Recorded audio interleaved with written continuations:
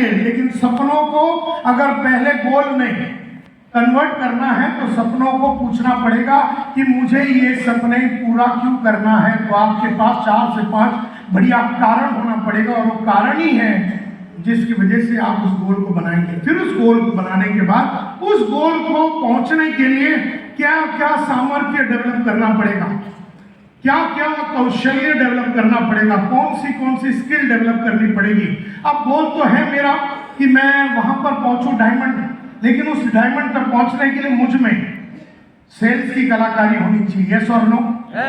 Sales management की कलाकारी होनी चाहिए, मतलब लोगों से काम सेल्स करवाने की कलाकारी। एक तो सेल करने की कलाकारी जिसको सेलिंग बोलते हैं, एक तो सेल्स मैनेजमेंट यानी सेल्स करा के लेने की कलाकारी, और दूसरा लोगों को तब्दील करने की और लोगों में परिवर्तन लाने की कलाकारी मुझ में होनी चाहिए।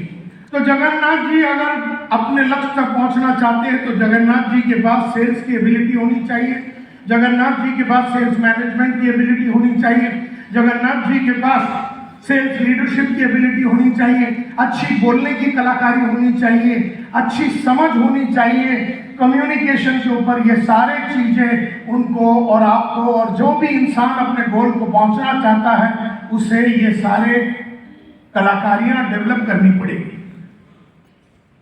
और ये जब आदमी इसके ऊपर काम नहीं करता, इन कलाकारियों के ऊपर काम नहीं करता, सिर्फ सपने और बहुत ही जुनून के साथ बोलता मुझे बड़ा करना है, मुझे बड़ा करना है।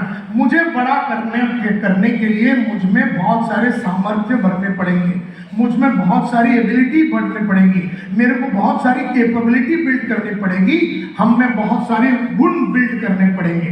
इस गुण के ऊपर अगर आपने काम नहीं किया तो आप सिर्फ चिल्लाते रहेंगे और मोटिवेशनल टॉक ही देते रहेंगे। अब तक की मेरी बातें समझ में आई तो हाथ ऊपर कीजिए। ओके, बढ़िया। चलिए, ये तो हो गई जगन्नाथ जी की बात। बताइए आप क्यों आए हैं यहाँ पर? एक एक करके हाथ ऊपर करके क्यों आए हैं आप यहाँ पर, बताइए। यस, क्यों आए हैं आप यहाँ पर? मेरे जैसे बनने के लिए। अच्छा, मुझ में ऐसी कौन सी बात है कि तू मेरे जैसा बनना चाहता है?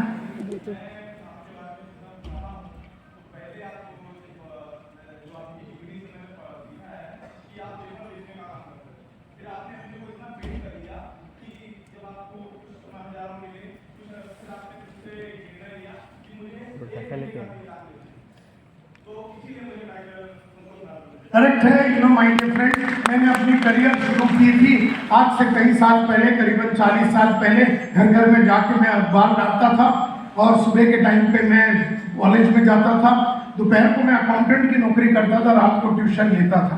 फिर जब मुझे मालूम पड़ा मेरे एक दोस्त से कि जिंदगी बनानी है, नाम बनानी है, शोहरत कमानी है और पैसा कमाना है और अपनी चाहतों के हिसाब से जिंदगी जीनी है, जरूरतों के हिसाब से नहीं, अपनी चाहतों के हिसाब से जिंदगी जीनी है, जरूरतों के हिसाब से नहीं।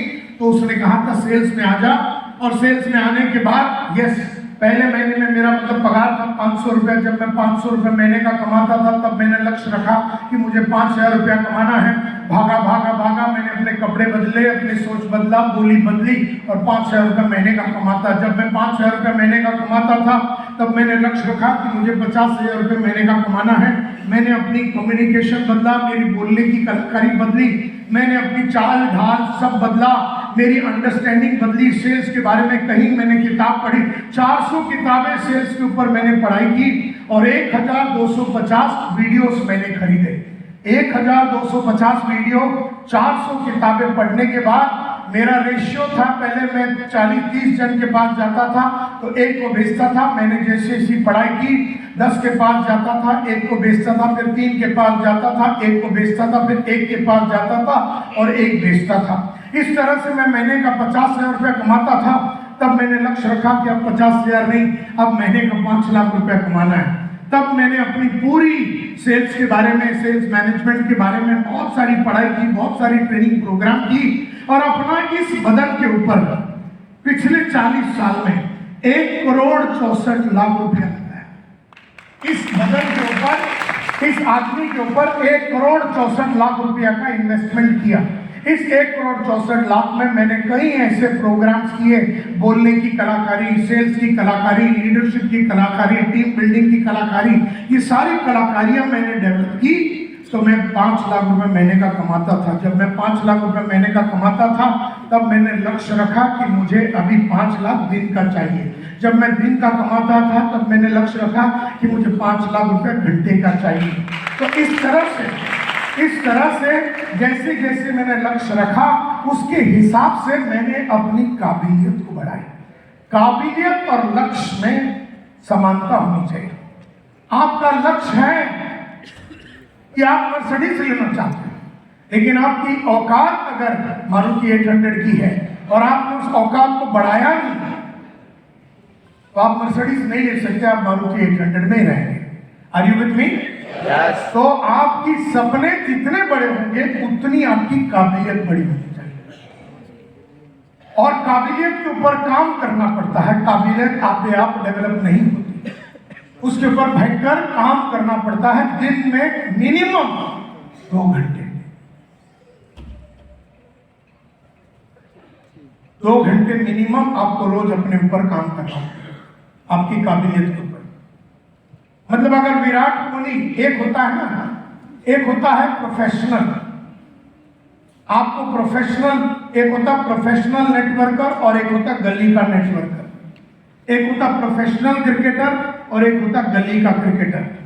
एक होता प्रोफेशनल चेस चैंपियन और एक होता गली का चेस चैंपियन। एक होता प्रोफेशनल बैडमिंटन चैंपियन और एक होता प्रोफेशनल। जैसा गली का, आपने भी बैडमिंटन तो खेला होगा, कितने लोगों ने बैडमिंटन खेला है? हम में से कईयों ने बैडमिंटन खेला। और एक होता पीवी सिंधु जो इंडिया के टॉप बैडमिंटन चैंपियन है, उसके बैंक अकाउंट में 400 करोड़ रुपए पड़े हैं बस ये बैडमिंटन खेलते हुए। विराट कोहली एक प्रोफेशनल क्रिकेटर। आप में से कितने लोगों ने क्रिकेट खेला है कभी ना कभी? तो यहाँ देखिए, लड़का लड़कियां सभी ने क्रिकेट खेला कभी ना कभी। लेकिन विराट कोहली के बैंक अकाउंट में 4000 करोड़ रुपया पड़ा है। वो इसलिए क्योंकि विराट कोहली का जो फाइनेंशियल एडवाइजर है वो मेरा स्टूडेंट है। जिस लड़के को मैंने पढ़ाया वो विराट कोहली को बताता है कि अपने पैसे कैसे संभालना है। तो कहने का मतलब ये है, विराट कोहली दिन में 4 घंटा रियाज करता है क्रिकेट की, 4 घंटे रोज। क्रिकेट वो दिन है या